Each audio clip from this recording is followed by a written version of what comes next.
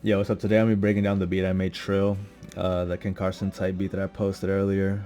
Um, yeah, so like every day, like I wake up and like in the morning, I usually just lay down a melody because I feel like that's when I'm the most creative is like in the morning. So I was originally gonna make this the beginning part like a chord or some chords of like just like some dark chords, but I realized that the synth like sounds way better like chopped up with like some delay on it.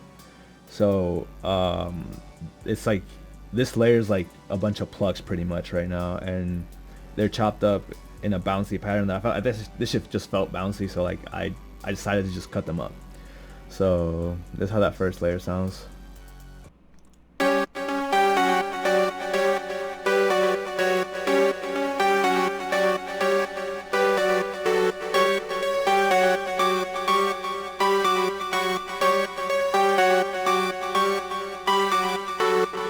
Yeah, so pretty much as soon as I heard that, I knew like this shit was gonna be definitely like fucking, you know, the bullshit they say, like dark opium vamp fucking beat. So I decided to make the actual chords that I wanted to set up with in Xenology, and it's a really simple chord. Like it's not even that crazy. It's just a G, a D, and another G. So it's not even like an actual chord. And then I just like laid like a lead sort of pattern on top of it, but it's not too crazy to where it takes over the entire thing. So this is how that sounds together with the first serum layer.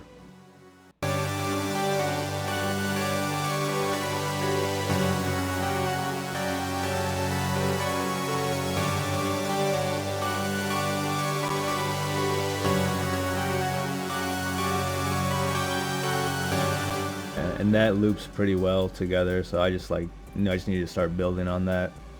So then the second or the third layer I did was also in Serum. It's a lead that I just thought would like accent this entire beat pretty well.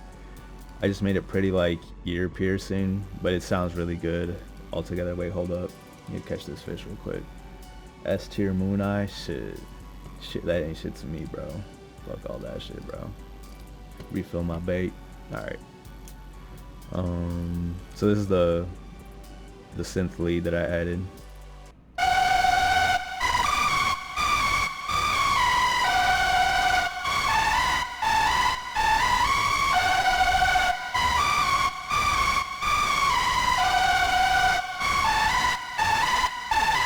And then I was gonna switch up the pattern to make it not so repetitive, but then I realized it was like making the beat sound way too different. So that what I ended up doing was just dropping the whole thing an octave just to like not switch it up too crazy, but like make it different enough to where like you didn't get bored of hearing the same sound. So then it just sounds like this.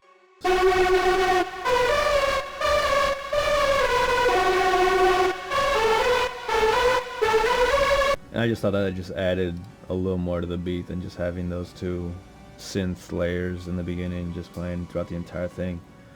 And I also chopped that lead up to like not play the entire pattern all the time. Like I chopped it up to like where it would play it in certain sections, and then I would make it play the whole thing like in these sections right here. But yeah, so I just exported all them to WAV files, and this is how I organized them to like make it sound the way I liked. I even cut out some parts here to like let the drums peak out a little more than they usually would, and then like make the drop hit a little harder. And so then that's how I did that shit. So yeah.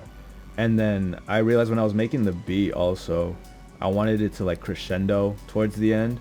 So when I was like, I already made all the drums, I just added these two layers of synths so like they could just add like a progression to the song instead of it just being like one like fucking like one level of energy throughout the entire thing. I added these so it would like, again, just like crescendo. So this is the choir that I added. Not anything complicated, just like octave apart, same notes and shit. So my bad, that shit should not have happened.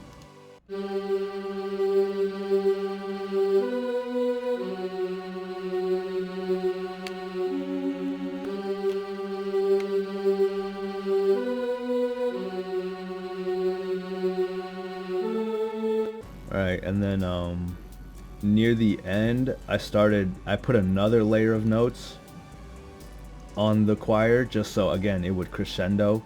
So this is the other layer of notes.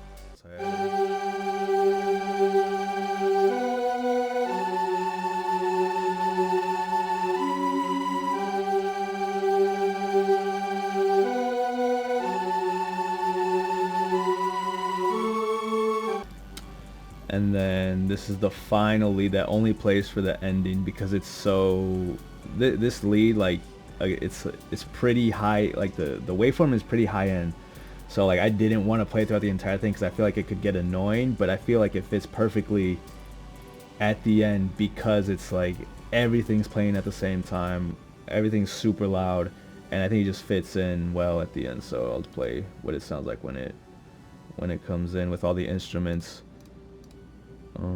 Yeah, here we go.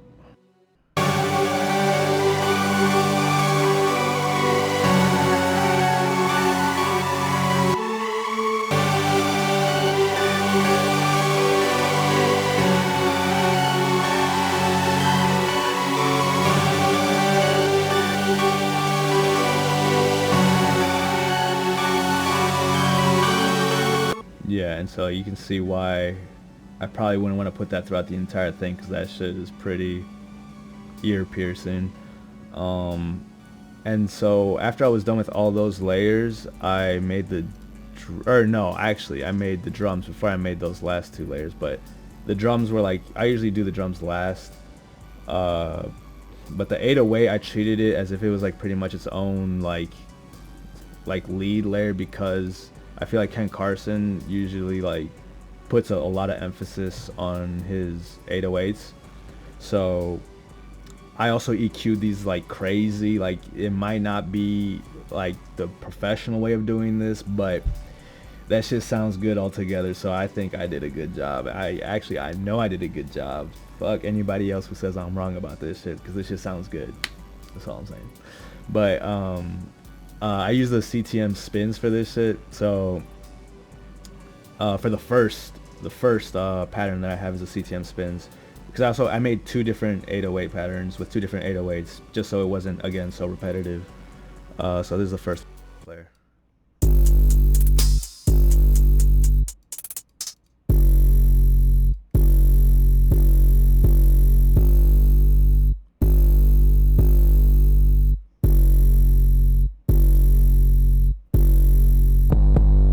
And then the second pattern, I used whatever the fuck a bass one-shot fiat is.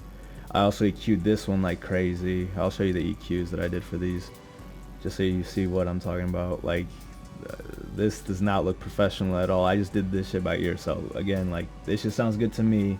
It should sound good to everybody else, I feel like, but who knows? This just sounds good though. This is also the EQ I did for the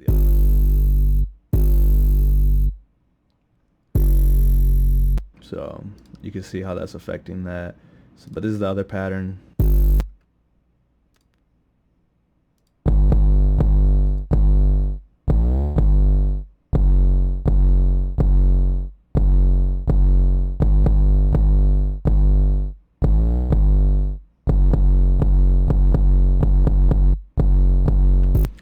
And I pretty much just alternated them throughout the entire beat, just so it didn't get like one note, you know what I mean? So that's how I did that. And then for the other drums, or for the snares and shit, I just like layered a snare and a crash together to play throughout most of the beat.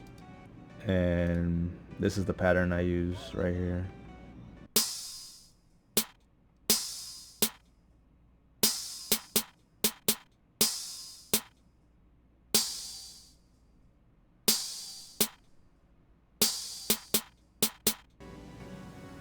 Again, like, it's nothing like too crazy. I also like alternated the patterns. You could see like the entire pattern I have here. Like, this is one pattern, this is a separate pattern. I just play them at different times, just to add variety again.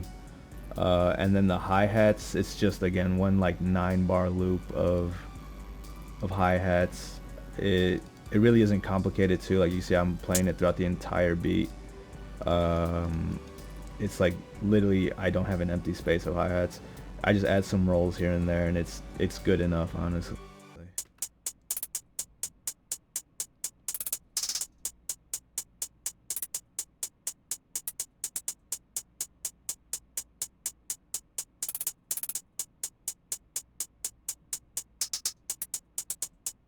Yeah, and that plays throughout the entire thing. You can fuck with the velocity if you want to make it more dynamic and shit. Personally, I think it's good enough how it is. Like, I didn't even boost it. I know you, like, everybody says like to boost the velocity of all your drums, but I think it sounded fine with everything playing at the same time. And yeah, so I'll play all these together at like probably the best part, like the most hype part, just so you can see how it like all blends together. It's really distorted, but it's like, again, like Ken Carson shit is like this distorted like underground sound sort of thing. So here's the sneak peek or whatever the fuck.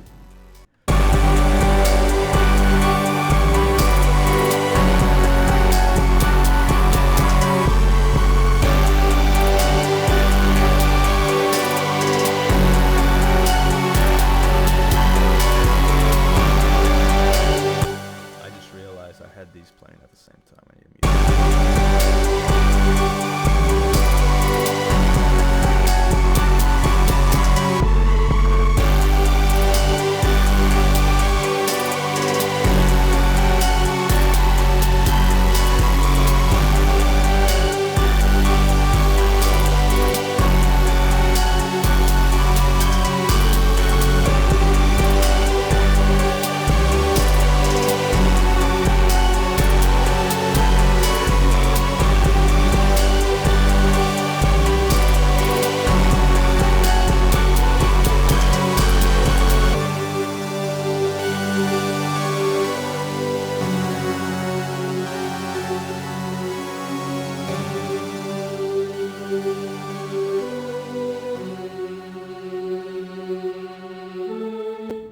yeah, and that's pretty much it.